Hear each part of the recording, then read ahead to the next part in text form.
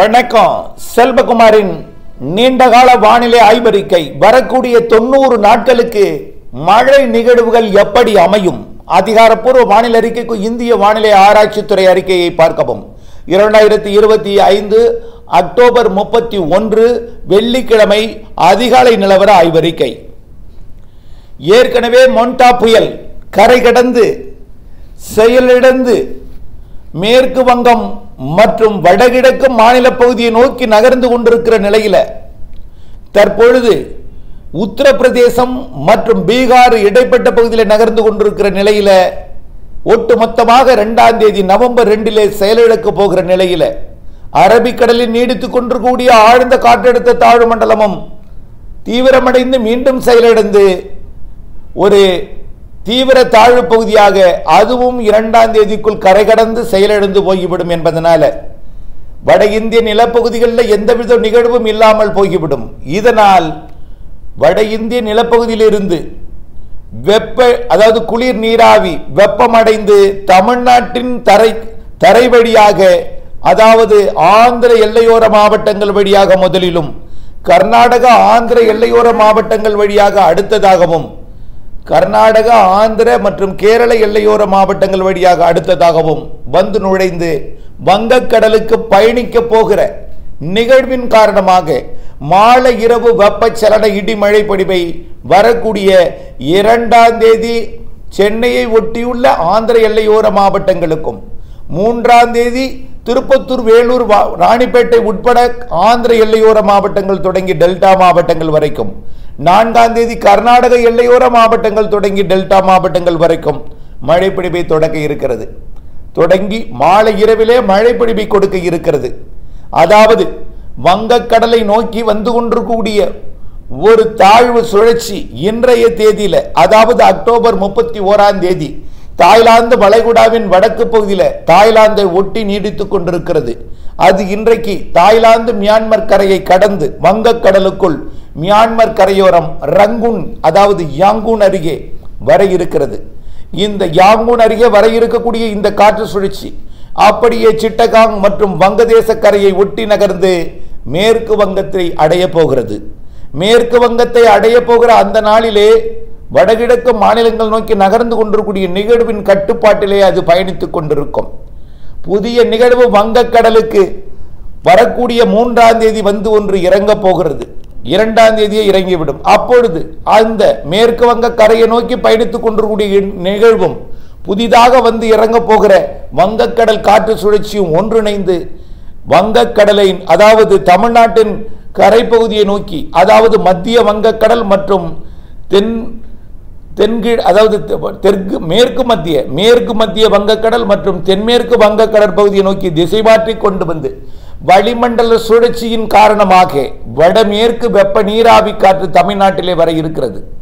அதாவது இமயமலை காற்றை ஈர்க்க இரவு நேரத்தில் குளிராகவும் பகல் நேரத்தில் வரக்கூடிய அந்த காற்று வெப்பமடைந்து லேசாகி மேலடுக்கிலே நீராவியை கொண்டு தமிழ்நாட்டின் கரையில் வந்து கடலில் இறங்கும். கரை அருகே வந்து இறங்கும். அப்பொழுது கிழக்கு காற்றின் சந்திப்பை பெற்று மாலை இரவு இடிமழை பொழிவை 2ஆம் தேதி சென்னை, திருவள்ளூர், செங்கல்பட்டு, காஞ்சிபுரம், ராணிப்பேட்டை, வேலூர் மற்றும் அப்படியே விழுப்புரம் கடலோரம் வரைக்கும் கொடுக்கலாம். 3ஆம் தேதி திருப்பத்தூர், வேலூர், ராணிப்பேட்டை, திருவள்ளூர் மற்றும் திருவண்ணாமலை, சென்னை, திருவள்ளூர், காஞ்சிபுரம், செங்கல்பட்டு, கள்ளக்குறிச்சி, விழுப்புரம், புதுச்சேரி மற்றும் கடலூர், மயிலாடுதுறை 3ஆம் தேதி மயிலாடுதுறை மற்றும் நாகப்பட்டினம், காரைக்கால், திருவாரூர், தஞ்சாவூர், அரியலூர், பெரம்பலூர், கடலூர் உள்ளிட்ட மாவட்டங்களுக்கு கொடுக்கும். அதே நாளிலே இன்னும் கொஞ்சம் மேற்கு மாவட்டங்களாம் அதாவது கர்நாடக எல்லையோர மாவட்டங்கள் கிருஷ்ணகிரி, தர்மபுரி, சேலம் மாவட்டத்தின் கிழக்கு பகுதி, நாமக்கல் மாவட்டத்தின் கிழக்கு பகுதி, திருச்சி மாவட்டத்தின் வடக்கு பகுதி மற்றும் பெரம்பலூர், தஞ்சாவூர், திருச்சி மாவட்டத்தோட பகுதிகளுக்கு மழைப்பிடிப்பை கொடுக்கலாம். அந்த மழைப்பிடிப்பு டெல்டாவின் பேராவூரணி வரை கொடுக்க வாய்ப்பு இருக்கு 3ஆம் தேதி. அப்படி இல்லாவிட்டால் டெல்டாவின் மத்திய பகுதி வடக்கு பகுதி வரைக்கும் 3ஆம் தேதி மழைப்பிடிப்பை கொடுக்கும். 4ஆம் தேதி ஆந்திர எல்லையோர மாவட்டங்கள் மற்றும் கர்நாடக எல்லையோர மாவட்டங்களிலே நீலகிரிக்கும் கொடுக்க தொடங்கும். 4ஆம் தேதி 4ஆம் தேதி மழை நீலகிரி, ஈரோடு மற்றும் அப்படியே திருச்சி மாவட்டம், நாமக்கல் மாவட்டம், கிருஷ்ணகிரி, தருமபுரி மாவட்டத்தின் மேற்கு பகுதிக்கும், திருச்சி மாநகர் பகுதிக்கும், புதுக்கோட்டை மாவட்டம் மற்றும் டெல்டா மாவட்டங்களுக்கும் வரைக்கும், அனைத்து வடகடலோர வடவுள் பகுதிகளுக்கும், டெல்டாவிற்கு வடக்கே உள்ள அனைத்து மாவட்டங்களுக்கும் 4ஆம் தேதி மழை பொழிவை கொடுக்கும். 5ஆம் தேதி ஆந்திர, கர்நாடக மற்றும் கேரள எல்லையோர மாவட்டங்களுக்கும் கொடுக்க தொடங்கும். ஆனால் வட மாவட்டங்கள், வடவுள் பகுதிகளில், டெல்டா மாவட்டங்களில் கொஞ்சம் பரவலாக கூடுதல் பரப்பிலே மழை பொழிவை கொடுக்கும். ஆனால் கேரளா வழியாக நுழையக்கூடிய காற்றிலே கொஞ்சம் ஈரப்பதம் இருந்தாலும் அது மேற்கு தொடர்ச்சி மலையில பொழிந்துவிட்டு மரங்களால் குளிர்வித்து மழைப்பொழிவை கொடுத்துவிட்டு கொஞ்சம் வறண்ட காற்றாக வங்கக்கடல் நோக்கி வரும் பொழுது ஆங்காங்கே மழைப்பொழிவை கொடுக்கும்.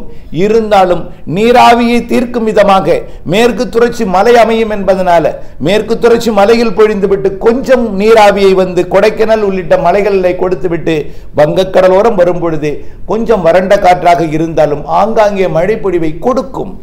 ஆனால் அதிக மழை என்பது டெல்டாவிற்கு வடக்கையும் வட உள் பகுதிகளிலும் கர்நாடகா, ஆந்திர எல்லையோர மாவட்டங்களிலும் இருக்கும். இந்த மழைப்பொழிவு தொடர்ச்சியாக அப்படியே 7ஆம் தேதி 8ஆம் தேதி வரை அனைத்து மாவட்டங்களுக்கும் 5, 6, 7, 8 வரை கொடுத்து கொண்டிருக்கும். அதே வேளையில் வங்கக்கடலுக்கு வந்து அந்தமான் இறங்கக்கூடிய நிகழ்வும் அப்படியே மியான்மர் இறங்கி வங்கதேசம் மற்றும் மேற்கு வங்கம் வரை போகிற நிகழ்வும் ஒன்றிணைந்து கொண்டு தமிழ்நாட்டின் கரைக்கு நெருக்கமாக வந்து காற்று சுழற்சியால் வடமேற்கு வெப்ப நீராவி காற்றை மட்டும் தமிழ்நாட்டுக்குள் கொண்டு வந்து இரவு நேரத்திலே பனிப்பொழிவையும் குளிரையும் கொடுத்து மாலையிலே இடிமழை பொழிவை கொடுக்கும். மழை முடிந்ததும் மீண்டும் குளிர் வந்துவிடும். ஆக இரவிலே குளிரும், காலையில் வெயிலும், மதியம் சுட்டரிக்கும் வெயிலும், மாலையில் இடிமின்னல் மழைப்பொழிவையும் கொடுக்க போகிறது. வரக்கூடிய 2ஆம் தேதி வடகடலோரம், 3ஆம் தேதி வடகடலோரம், டெல்டா வடவுள் மாவட்ட பகுதிகள், 4ஆம் தேதி பெரும்பாலும் வடவுள் பகுதிகள் எல்லாமே கர்நாடகா, ஆந்திர எல்லையோரம் தொடங்கி வங்கக்கடலோரம் வரைக்கும், 5ஆம் தேதி 6ஆம் தேதி 7ஆம் தேதி 8ஆம் தேதி அனைத்து மாவட்டங்களுக்கும் ஆங்காங்கே மழைப்பொழிவை கொடுக்கும்.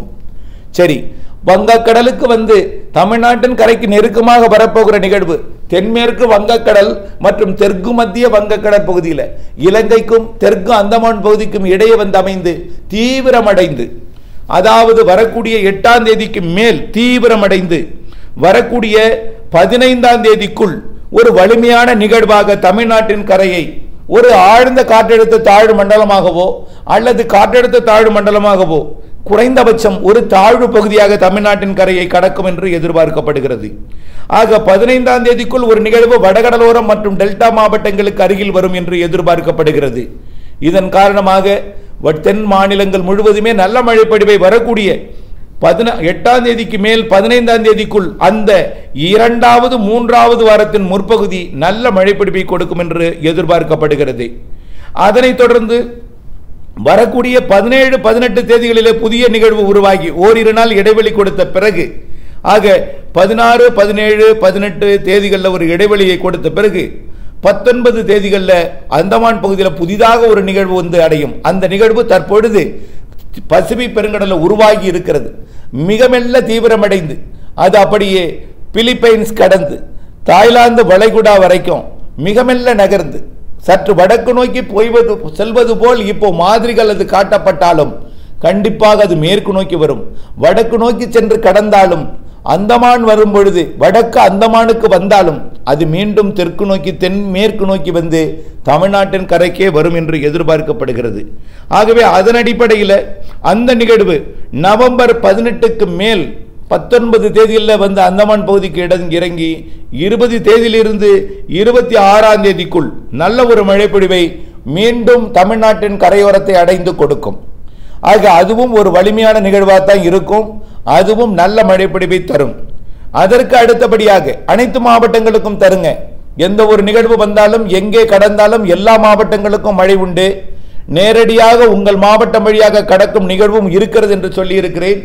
ஒரு நிகழ்வு, முதல் நிகழ்வு ஆந்திர பிரதேசம் என்றும், அடுத்த நிகழ்வு ஆந்திர எல்லையோரம் என்றும், அடுத்த நிகழ்வு வடகடலோரம் என்றும், அடுத்த நிகழ்வு மத்திய கடலோரம் என்றும், அடுத்த நிகழ்வு டெல்டா மாவட்டங்களை ஒட்டி என்றும், அடுத்த நிகழ்வு வட இலங்கை மற்றும் தென் மாவட்டங்களை ஒட்டி என்றும் படிப்படியாக இலங்கை மன்னார் வளைகுடா என்று அமைந்தோம், பிறகு குமரிக்கடல் வழியாகவும் நிகழ்வுகள் அமையும் என்பதை நாம் ஏற்கனவே உறுதிபட தெரிவித்ததில் எந்த மாற்றமும் செய்யவில்லை. அதன் அடிப்படையில் வரக்கூடிய 18-19 தேதிகளில் உருவாகி வரக்கூடிய நிகழ்வு 25ஆம் தேதி நவம்பருக்குள் ஒரு நிகழ்வு வலிமையான மழைப்பொழிவை தரும். ஆக இதுவரை 2 நிகழ்வு அறிவிக்கப்பட்டிருக்கிறது. ஆக வளிமண்டல வெப்ப சுழற்சி வளிமண்டல சுழற்சி காரணமாக வெப்பச்சலன இடிமழை பொழிவை 2ஆம் தேதியிலிருந்து 8ஆம் தேதி வரை கொடுக்க, 8ஆம் தேதிக்கு பிறகு 16ஆம் தேதி வரை ஒரு தாழ்வு மண்டலமோ அல்லது வெல்மார்க் லோ பிரஷரோ அல்லது லோ பிரஷரோ வட தமிழ்நாட்டின் கரைக்கு நெருக்கமாக வந்து மழை பொழிவை கொடுக்க, மீண்டும் 19ஆம் தேதிக்கு மேல் 20ஆம் தேதி 18ஆம் தேதி வாக்கில் உருவாகி அது 25ஆம் தேதி வரை மீண்டும் டெல்டா மாவட்டங்களை ஒட்டி வந்து வடகடலோரத்திற்கு நிறைய மழை பொழிவையும், அடுத்த நிகழ்வு சரியாக மத்திய மாவட்டங்களிலே அமையும் என்று எதிர்பார்க்கப்படுகிறது. நவம்பர் இறுதி நிகழ்வு, அதாவது 25ஆம் தேதி உருவாகி வரக்கூடிய மாத இறுதியாம், அதாவது நவம்பர் 30ஆம் தேதி மற்றும் டிசம்பர் 1, 2, 3ஆம் தேதி வரைக்கும் கூட நீடிக்கலாம். அதாவது முதலிலே வரக்கூடிய 2 நிகழ்வு விடைபெற்று சென்று செயலிழப்பதை பொறுத்து அடுத்தடுத்த நிகழ்வுகள் உருவாகும். அதன் அடிப்படையில் வரக்கூடிய 8ஆம் தேதியிலிருந்து 15ஆம் தேதி 16ஆம் தேதி வரை எதிர்பார்க்கக்கூடிய நிகழ்வு செயலிழந்ததும் அடுத்த நிகழ்வும் வடகடலோரத்திற்கு வரும். அடுத்த நிகழ்வு டெல்டா மாவட்டங்களுக்கு சற்று வடக்கே வடகடலோரம் டெல்டாவிற்கு இடைப்பட்ட பகுதிக்கு நெருங்கி வரும். எல்லாமே மழை தரும் நிகழ்வுகள் தான். ஆக கவலைப்பட வேண்டாம், காற்று அச்சம் கொள்ள வேண்டாம், காற்று இருக்காது. நிகழ்வே வந்தாலும் நாம் ஆந்திர பிரதேசத்தில் கரை கடக்கும் பொழுது செயலிழந்துதான் கரை கடக்கும் என்றோம். பெரிய அளவிலே காற்று சேதத்தை ஏற்படுத்தாது, மழை சேதம்தான் ஏற்படுத்தும் என்று சொன்னோம். மழை சேதத்தை ஏற்படுத்தி இருக்கிறது அங்கே. அதே போல்தான் மழை பாதிப்பு தான் இருக்கும், காற்று பாதிப்பு இருக்காது. ஆகவே மழை பாதிப்பை நாம் சமாளிக்க வடிகால் வசதியை சரி செய்து கொண்டிருந்தாலே போதும். காற்று பாதிப்பை சமாளிக்க நாம் எதுவும் செய்ய முடியாது. அப்படிப்பட்ட எந்தவித அச்சுறுத்தலும் இல்லை என்பதையும் மழை குறித்த அறிக்கை தான் தொடர்ந்து வழங்கி கொண்டே இருக்கிறேன் என்பதையும் தெரியப்படுத்த விரும்புகிறேன். அதன் அடிப்படையில் நவம்பர் இறுதி நிகழ்வு டிசம்பர் முதல் வாரத்தில் 4-5 தேதிகள் வரைக்கும் ஒரு மழைப்பொழிவை கொடுக்கும். ஆக டிசம்பர் மாதம் முதல் 2-3 நாள், அதாவது டிசம்பர் முதல் வாரம் வரைக்குமே முதல் வாரத்திற்குள் 3 நிகழ்வு இருக்கிறது என்பதையும், டிசம்பரில் மத்தியிலையும் இறுதியிலையும் மேலும் 2-3 நிகழ்வுகள் இருக்கிறது என்பதையும், அடுத்தடுத்த நிகழ்வுகள் கண்டிப்பாக பொங்கல் வரை இருக்கிறது என்பதையும், நிறைய மழைப்பொழிவு தர இருக்கிறது என்பதையும், ஆகவே 100 நாட்கள் ஏற்கனவே அறிவித்திருந்தோம். அதாவது 16ஆம் தேதியிலிருந்து 100 நாள் சொல்லியிருந்தோம். இப்போ வரைக்கும் அதில் 12-13 நாள் கடந்திருக்கிறது. 15 நாளை நீக்கிக் கொள்ளுங்கள். ஆக இன்னும் வந்து பார்த்தீங்கன்னா 85-90 நாட்களுக்கு இன்னும் மழை இருக்கிறது. வடகிழக்கு பருவமழை இனிமேல் தான் தமிழ்நாட்டிற்கு மழைப்பொழிவை கொடுக்கும். நாம் ஆரம்பத்தில் எதிர்பார்த்த மழைப்பொழிவெல்லாம் ஆந்திர பிரதேசத்திற்கும் வடகடலோரத்தை ஒட்டி எதிர்பார்த்தோம். அது கொடுத்துவிட்டு நிறைவடைந்து தற்பொழுது நிறைவடைந்து செயலிழப்பதற்காக வடகிழக்கு மாநில பகுதி நோக்கி சென்று கொண்டிருக்கிறது. இனிமேல் இப்படி விலகி செல்லும் நிகழ்வோ ஆந்திர பிரதேசம் வடகிழக்கு மாநிலங்கள் வழியாக செல்லும் நிகழ்வோ இருக்காது. இனிமேல் அந்த நிகழ்வு எல்லாம் தமிழ்நாட்டிற்கானது என்பதையும், வரக்கூடிய நாட்களிலே படிப்படியாக வெப்பச்சலன இடிமழை பொழிவாக இரவிலே குளிர் கொடுத்தாலும் பகலிலே கடும்பெயில் கொடுத்தாலும் மாலை இரவு இடிமழை பொழிவை கொடுக்க போகிறது 2ஆம் தேதிக்கு மேல் என்பதை நினைவில் கொண்டு 3, 4, 5, 6, 7, 8 என்று தேதிகளில் வெப்பச்சலன இடிமழை பொழிவையும், அதற்கு பிறகு அடுத்தடுத்த நிகழ்வுகள் மழை பொழிவையும் கொடுக்க இருக்கிறது என்பதையும், பொங்கல் வரை மழைப்பொழிவுக்கான நிகழ்வுகள் தமிழ்நாட்டின் வழித்தடம் அமைத்து எல்லா மாவட்டங்களுக்குமே சராசரிக்கு கூடுதல் மழைப்பொழிவு என்பதை கொண்டு வந்து நிறுத்தும் என்பதையும், சராசரிக்கு மிகுதியாக கடலோரம் அமையும் என்பதையும் தெரியப்படுத்த விரும்புகிறேன். மீண்டும் மீண்டும் சொல்வது என்னவென்றால், வானிலை ஆய்வறை கூட இணைந்திருங்கள். வானிலை மாறுதல் அறிந்து துல்லியம் அறிந்து திட்டமிட்ட வேளாண்மை செய்திடுங்கள். அவ்வப்பொழுது மாறுதலுக்கேற்ப உங்களுடைய பணிகளை மாற்றி அமைத்துக் கொண்டு அவ்வப்பொழுது துல்லியம் நெருங்க அதோட துல்லியத்தை அறிந்து திட்டமிட்ட பணி செய்து லாபம் அடைந்திட அன்போடு கேட்டுக்கொள்கிறேன். நன்றி.